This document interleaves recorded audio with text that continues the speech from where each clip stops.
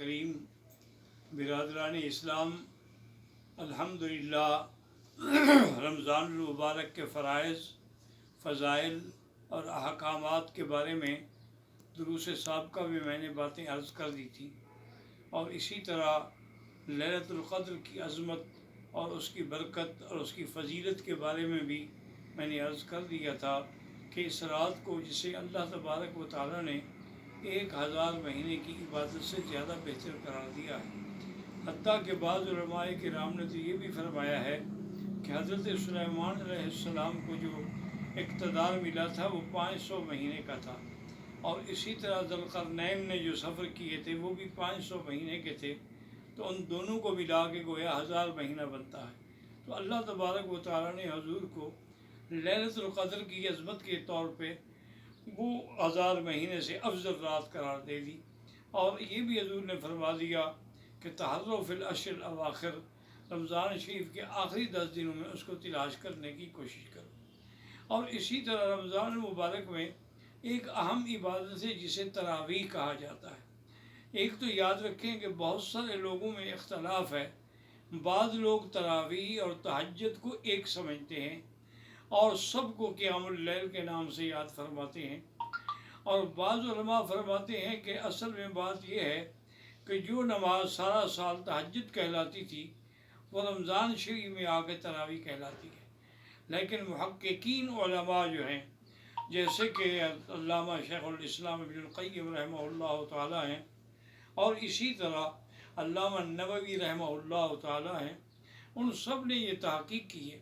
اور بہت سارے علماء اہل حدیث جن میں حضرت مولانا نذیر حسین دہلوی رحمۃ اللہ علیہ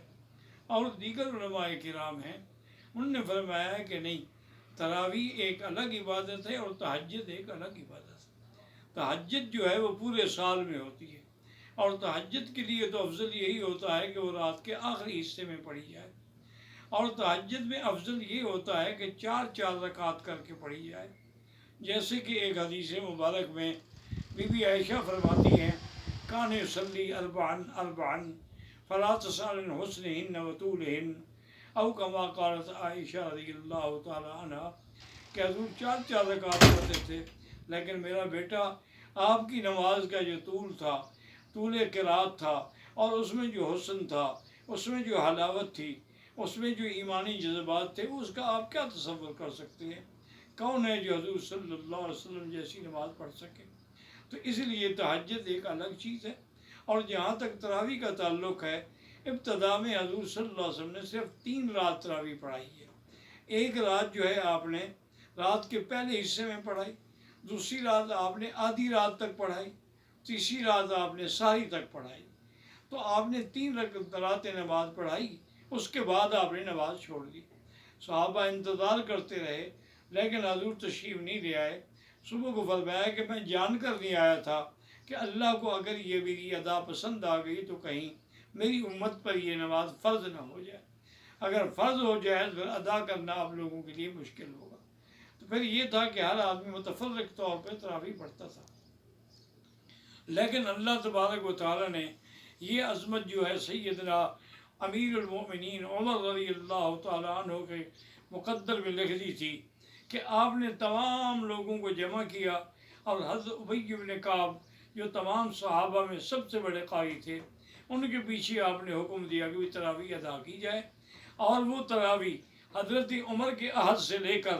آج تک حرمین میں بھی 20 رکعت تراویح اور 3 رکعت وتر پڑھے جاتے ہیں،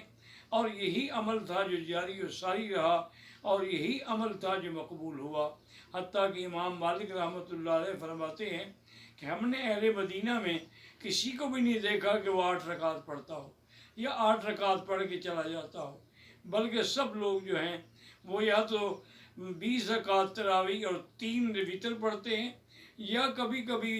بعض مالکی علماء 36 رکعت بھی پڑھتے تھے۔ وہ کہتے کہ مکے والوں کو ترویہ میں طواف کرنے کا موقع مل جاتا ہے، لیکن مدینے والوں کے لیے تو اس لیے اگر ہم زیادہ پڑھ لیں گے تو کیا ہے، چونکہ اصل مقصود تو قیام رمضان ہے کہ من صام رمضان ایمانا و احتسابا غفر له ما تقدم من ذنبه ومن قام رمضان ایمانا و احتسابا غفر لہ ما تقدم من ذنبی۔ اور اسی طرح میرے ایک بزرگ ہیں، بہت تعلق والے ہیں، جنہوں نے بڑا دین کا کام کیا ہے، مفتی کریم اللہ صدیقی صاحب، جن کے ہاتھوں پہ لاکھوں غیر مسلم اسلام لے آئے ہیں۔